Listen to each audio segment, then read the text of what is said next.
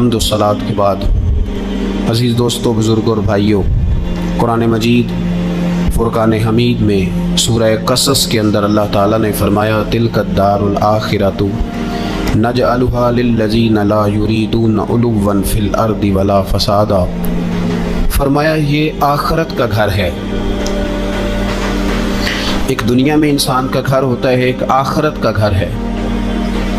फरमाया ये आखिरत का घर हमने उन लोगों के लिए बनाया है जो ज़मीन में ना तकब्बुर चाहते हैं और ना फसाद फैलाते हैं। ये आखिरत का घर हमने उन लोगों के लिए बनाया है। और फरमाया वल आकिबतुल लिल मुत्तकीन, आखिरत की भलाई परहेजगारों के लिए।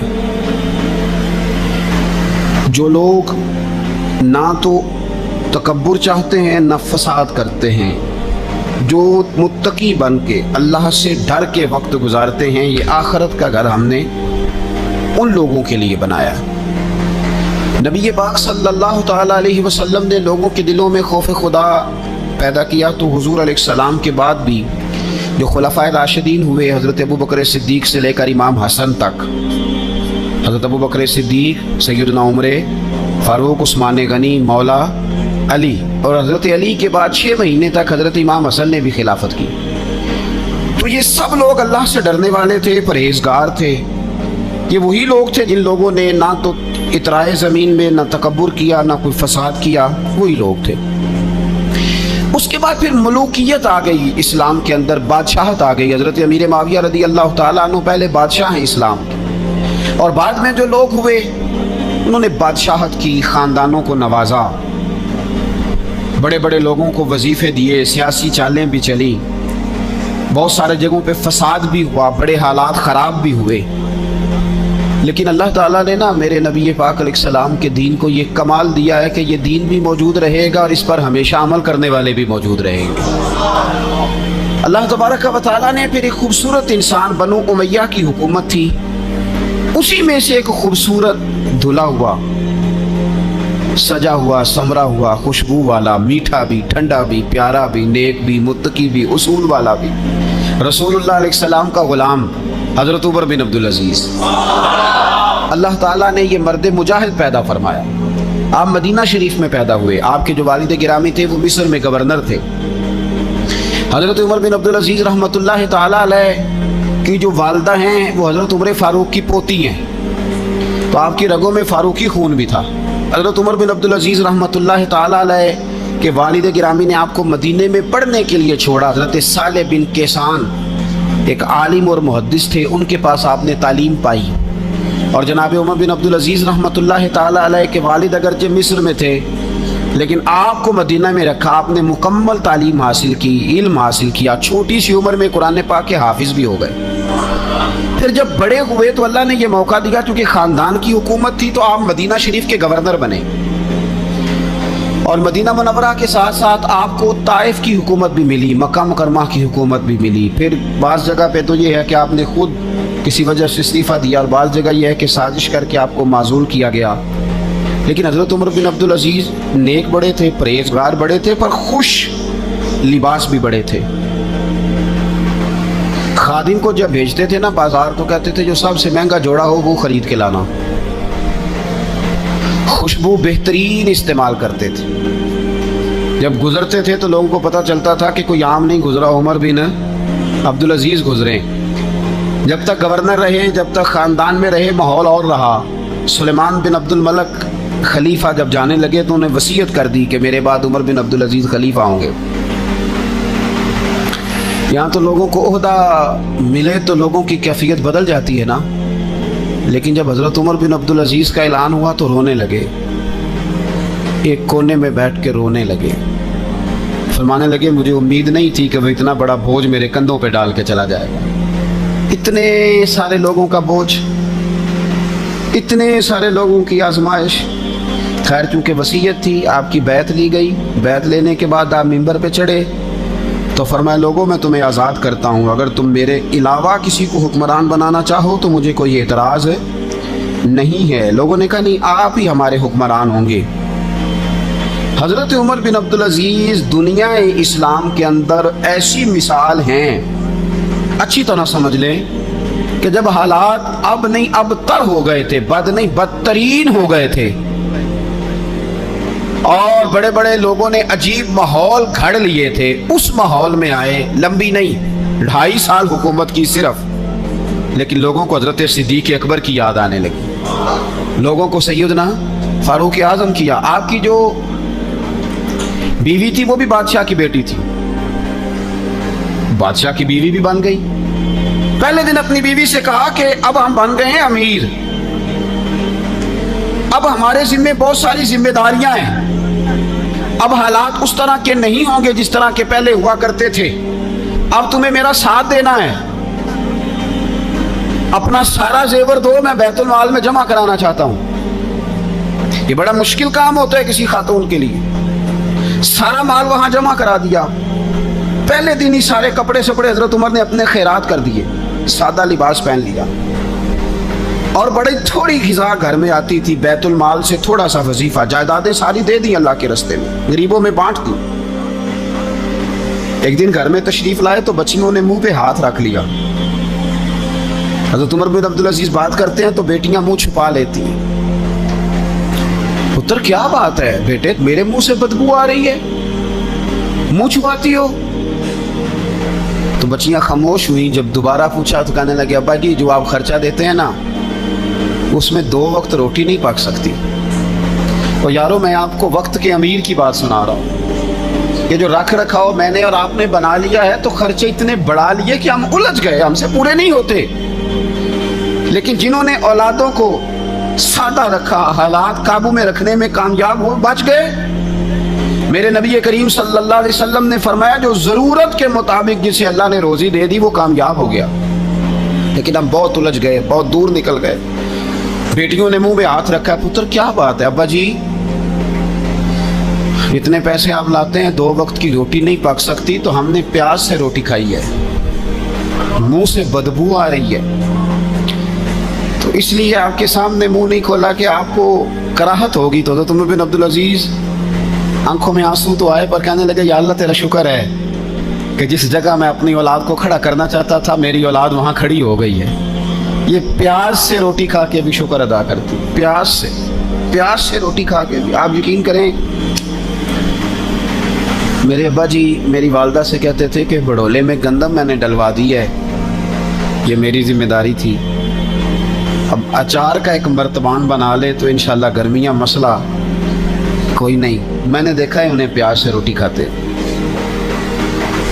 میں نے دیکھا ہے وہ ایک پیاز سے روٹی کھاتے اور پیاز روٹی کے اوپر رکھ لیتے،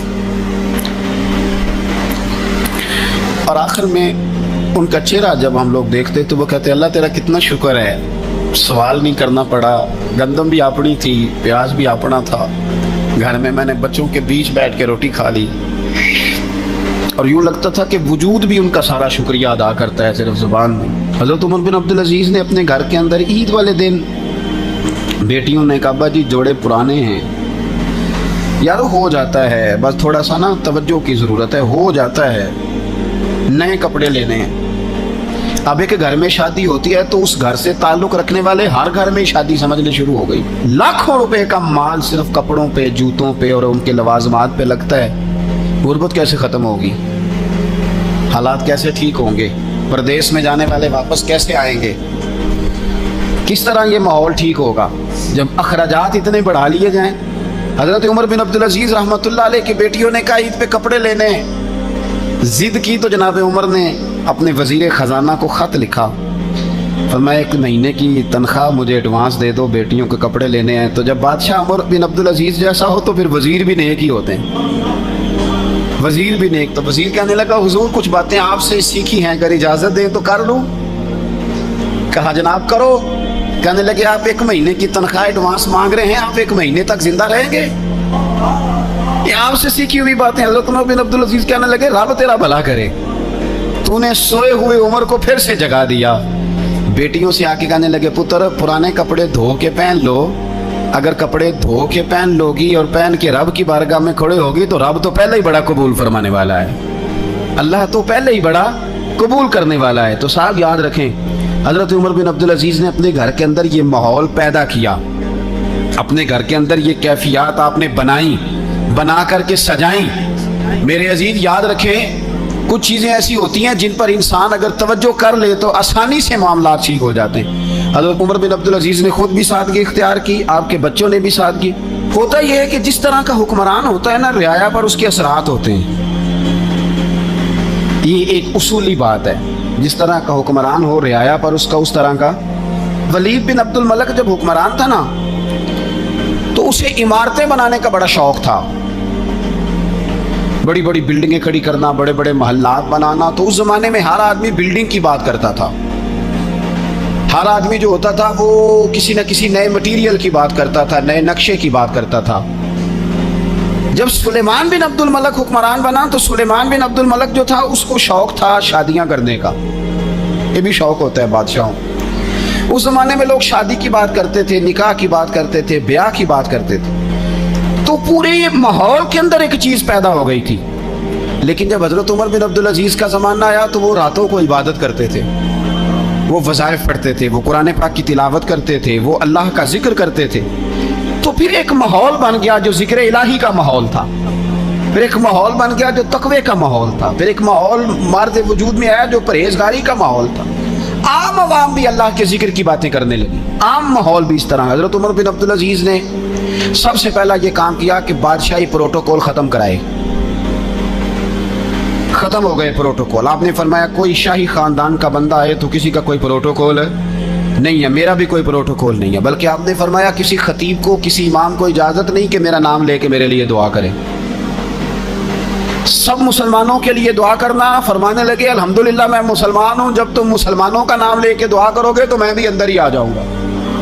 इजाफी तौर पर नाम लेके दुआ करने से भी रोक दिया। बल्कि एक औरत इराक से आई, उसकी 5 यतीम बच्चियां थी, तो उसे जरूरत थी वजीफे की। उसने आके पूछा हजरत उमर बिन अब्दुल अजीज का घर कहाँ? तो लोगों ने फरमाया वो सामने जो टाट और बोरिए का पर्दा लटक रहा है वो उमर बिन अब्दुल अजीज का घर है। दरवाजे पे दस्तक दी तो एक औरत अंदर बर्तन धो रही थी। पूछा अस्सलाम वालेकुम, अमीरुल मोमिनीन से मिलना है। वो कहने लगी इस दरख्त की छांव में बैठ जाओ, अभी तशरीफ लाते हैं। थोड़ी देर गुजरी तो हजरत उमर बिन अब्दुल अजीज आए तो कुएं से पानी निकाल के ना, सेन में कुआं था तो जो जगह में मिट्टी उड़ रही थी ना, गर्द उड़ रही थी, होते हैं ना असर के बाद लोग पानी फेंकते हैं, वहाँ पानी फेंकने लगे, छिड़काव करने लगे। तो थोड़ी थोड़ी बातें वो खातून आपसे करने लगी। तो वो जो औरत आई थी ना, वो कहने लगी तुम गुलाम से बातें कर रही हो, तुम्हें पर्दा करना चाहिए। कहने लगी ये गुलाम नहीं, ये मेरे शौहर है और ये अमीरुल मोमिनीन उमर बिन अब्दुल अजीज है। कहने लगी ये उमर बिन अब्दुल अजीज है? कहा हाँ ये उमर बिन अब्दुल अजीज है। तो वो खातून हाजिर हुई, खजूरें उसको दी गई खाने के लिए। उसने कहा हुजूर मेरी 5 यतीम बेटियां हैं, मुझे वजीफा चाहिए। जनाब उमर बिन अब्दुल अजीज ने एक बेटी का नाम पूछा, वल्दियत पूछी, वजीफा लिखा। औरत कहने लगी अल्लाह तेरा शुक्र है मेरी बच्ची का वजीफा लग गया। दूसरी का नाम पूछा, वल्दियत पूछी, उम्र पूछी, वजीफा लगाया। अल्लाह तेरा शुक्र है मेरी यतीम बच्ची का वजीफा। 4 बच्चियों के वजीफे उमर लिखते रहे, खातून अल्लाह की हम्द करती रही। 5वीं का लिखने लगे तो कहने लगी मैंने जमाना बड़ा देखा है पर उमर बिन अब्दुल अजीज तेरी तरह का बंदा नहीं देखा। आप फरमाने लगे अब मैं 5वीं का वजीफा नहीं लिखता, चारों का वजीफा जाके गवर्नर से मंजूर करा ले और चारों को कहना थोड़ा थोड़ा 5वीं को भी दे दे। हुजूर क्यों नहीं लिखते? फरमाया जब तक तू हम्द के लायक रब की हम्द कर रही थी मैं वजीफे लिख रहा था, अब तूने मेरी तारीफें शुरू कर दी। अपनी तारीफ पर कैसे वजीफा लिखूं? वो तो हम्द के लायक है, उसकी हम्द होनी चाहिए, लेकिन मैं अपनी तारीफ पर, अपनी खुशामद पर मैं नहीं लिखता। जा अल्लाह ताला तेरी लिए बेहतरी करे। वो खातून कहती है मैं वहाँ से आई, मुझे महीनों लग गए, सफ़र लंबा था।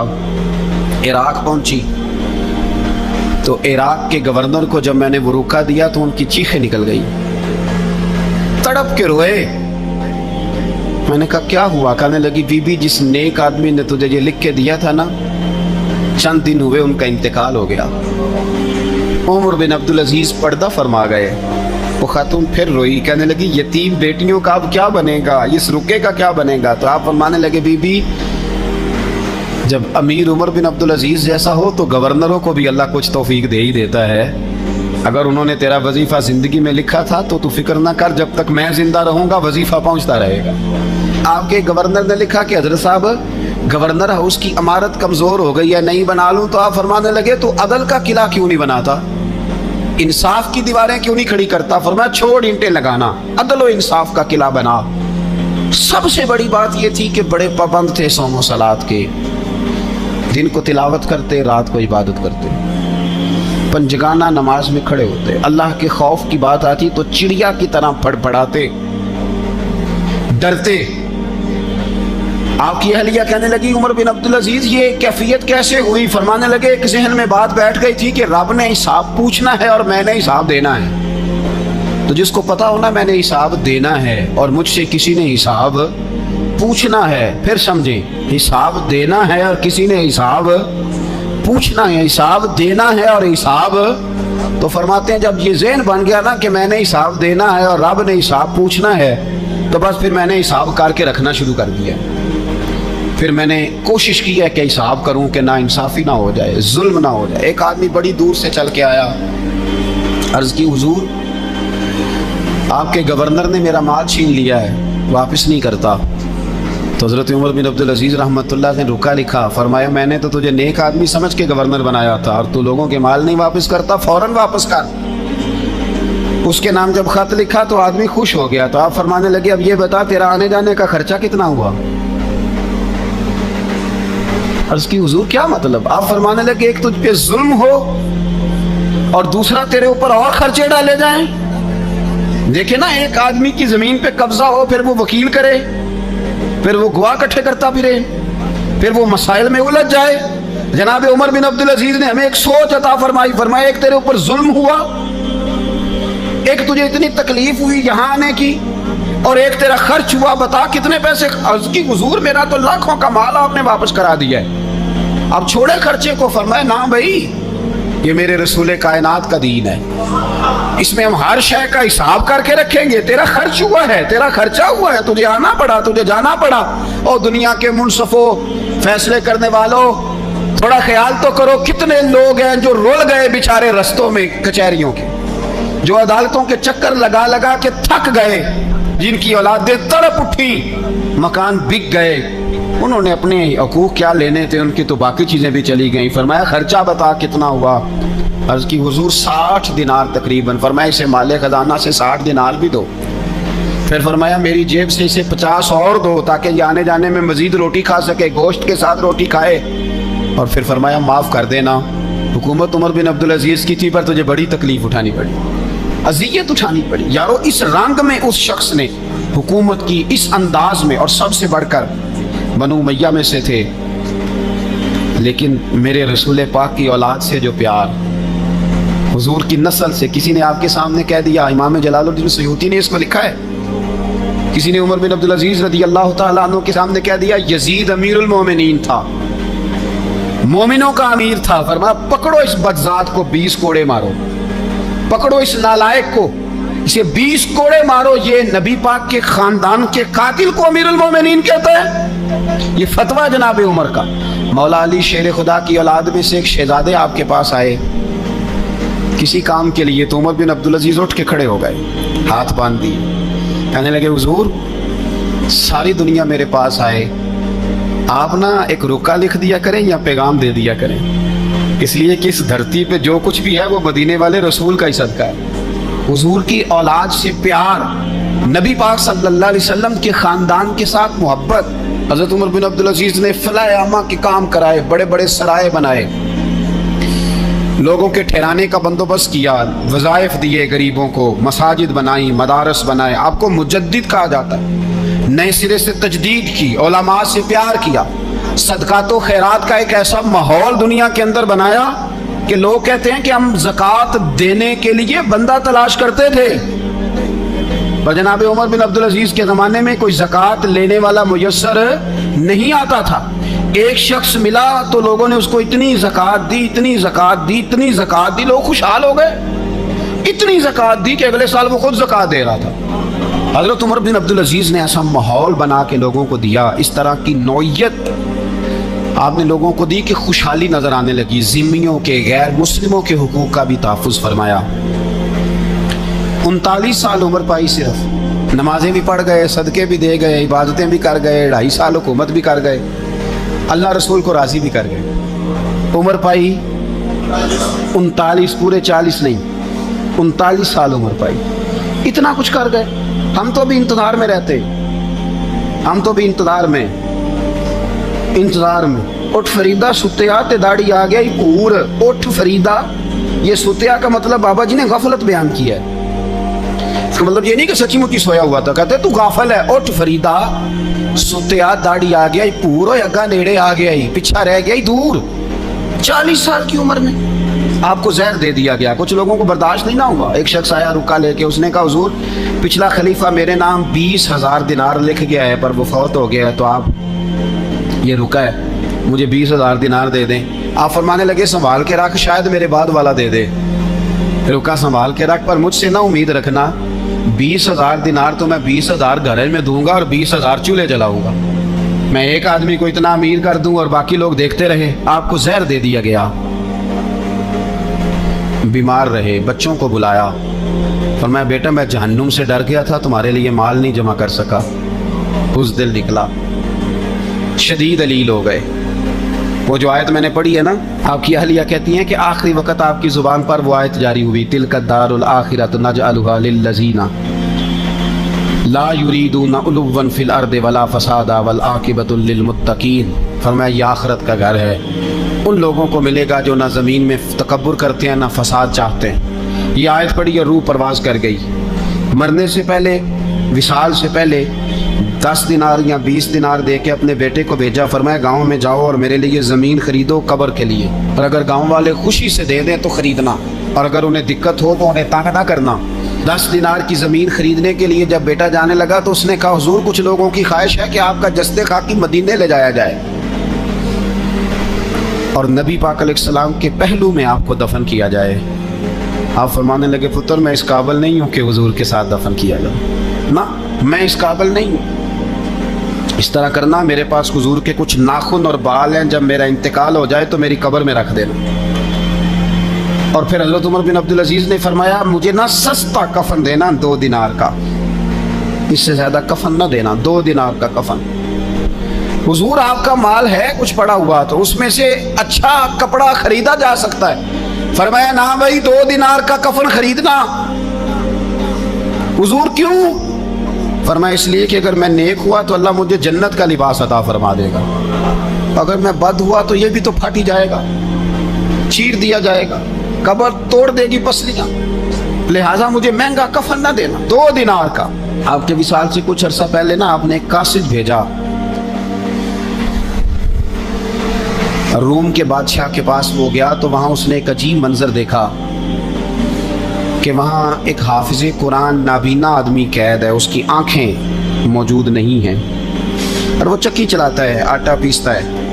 उस कासिद ने उससे पूछा तो यहाँ कब से है और ये तेरे साथ मामला कैसे हुआ? तो वो कहने लगा मुझे इन्होंने गिरफ्तार कर लिया, फिर मुझे कहने लगे ईसाई हो जा। मैंने इनकार किया तो इन्होंने मेरी आंखें निकाल दी। अब मैं सुबह शाम ये थोड़ा सा काम करता हूँ, चक्की पीसता हूँ तो रोटी दे देते हैं। वो कासिद हज़रत उमर बिन अब्दुल अजीज़ के पास आया और आके कहा हुजूर एक इस तरह का मुसलमान रूम के बादशाह के पास कैद है, एक मुसलमान की तकलीफ़। हज़रत उमर बिन अब्दुल अजीज़ ने जब सुना तो रो पड़े, पर मैं वो कैद है और वहाँ कैद है और हम यहाँ आराम से बैठे हैं। फौरन रुका लिखा, कासिद से कहने लगे वापस जा, रूम के बादशाह को जाके कह कि उस नाबीना कैदी को फौरन आज़ाद करे, वरना मैं एक ऐसा लश्कर भेजूंगा कि इतना बड़ा लश्कर भेजूंगा कि उसका पहला आदमी तेरे पास होगा और आखिरी मेरे पास होगा, और तुझे फिर वो बंदा छोड़ना पड़ेगा, तो अभी छोड़ दे, मैं तुझे पैगाम दे रहा हूं। वो कासिद कहता है जब मैं रुका लेके पहुंचा, जाहिर है बड़ा लंबा सफर होता था, आने जाने में महीनों भी लग जाते थे। कहते मैंने रुका दिया तो उसने पढ़ा, कहने लगा मेरी तरफ देख के, रुका मैंने पढ़ लिया है, उलमा को जानते हैं, ताजर ताजरों को जानते हैं, तो बादशाह भी बादशाहों को जानते हैं। और मैं तुम मुसलमान हो मैं नहीं हूँ, पर इतनी तुम इस दरवेश की कदर करते हो, मैं तुम सबसे बढ़कर कदर करता हूँ। मैं इस बंदे को लश्कर लेके आने की तकलीफ नहीं दूंगा, मैं वैसे ही कैदी आज़ाद करने लगा, तुम ले जाओ। कहते मुझे चंद दिन वहाँ रहना पड़ा, कुछ लवाजमात थे जिनके लिए रुकना पड़ा। एक दिन मैं शाह रूम के दरबार में गया तो वो तख्त से नीचे उतर के रो रहा था और उसकी हिचकी बंधी थी और उसके सीने से आवाज निकल रही थी, میں نے پوچھا لوگوں سے کیا ہوا، کہنے لگے خود ہی پوچھ لو۔ میں نے جا کے کہا بادشاہ کیا ہوا، کیوں رو رہے ہو؟ تو کہنے لگا آج دھرتی کا حسن اٹھ گیا ہے، آج سنگھار ختم ہو گیا، آج دھرتی کا حسن اٹھ گیا۔ میں نے کہا کیا ہوا؟ کہنے لگے عمر بن عبدالعزیز انتقال کر گئے، تمہارا امیر چلا گیا۔ تو میرے دل میں خیال آیا، میں نے آہ بھری، میں نے کہا پھر ہمارے لیے کیا حکم ہے؟ تو فرمانے لگے وہ چلتا پھرتا راہب تھا، لوگوں کے پاس کچھ نہیں ہوتا تو وہ فقیر ہوتے ہیں، پر اس کے قدموں میں تو خزانے تھے، پر وہ پھر بھی فقیر تھا۔ فرمایا اس کا حکم اگر میں زندگی میں مانتا تھا تو مرنے کے بعد بھی بات مانی جائے گی، تمہارا قیدی بھی تمہیں واپس کیا جائے گا اور عمر بن عبدالعزیز کی بات بھی سنی جائے گی۔ کسی نے حضرت عبداللہ ابن مبارک سے کہا بڑے زاہد ہیں، اپنے دنیا چھوڑ دی۔ فرمایا میں تو عالم فاضل ہو کے زاہد ہوں، زاہد تو اصل میں عمر بن عبدالعزیز تھے جو بادشاہ ہو کے زاہد تھے۔ مالک بن دینار بھی کہتے تھے وہ بادشاہ ہو کے زاہد ہیں۔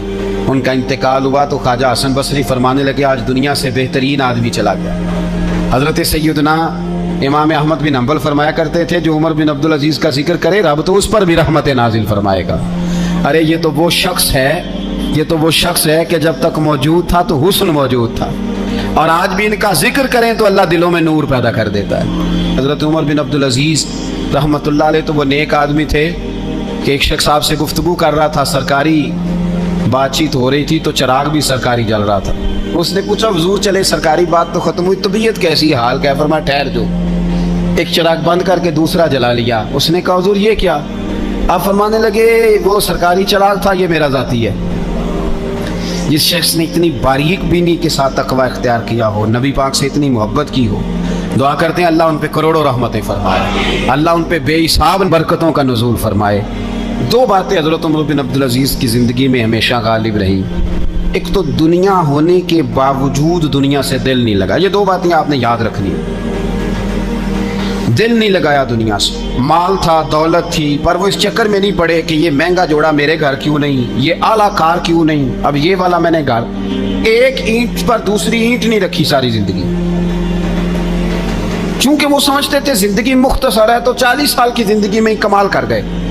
اور دوسرا حضرت عمر بن عبدالعزیز نے ہر وقت ایک چیز اپنے ذہن میں رکھی کہ مجھے اللہ کے سامنے کھڑے ہونا، اور وَلِمَنْ خَافَ مَقَامَ رَبِّهِ جَنَّتَانِ، جو رب کے سامنے کھڑے ہونے سے ڈرتا ہے رب اسے 2 جنتیں عطا کرتا ہے۔ تو لہٰذا یہ 2 باتیں ہمیشہ ذہن میں رکھیں، یہ اتنا بناؤ سنگار، ہر وقت اپنے آپ کو سجانا، گھر سنوانا، گاڑی، یہ وہ، اتنا اس چکر میں نہ پڑیں، اور دوسرا ایک ذہن بنائیں کہ دنیا سے ہم لوگوں کو جانا ہے۔ آخر دعوانا الحمدللہ رب العالمین۔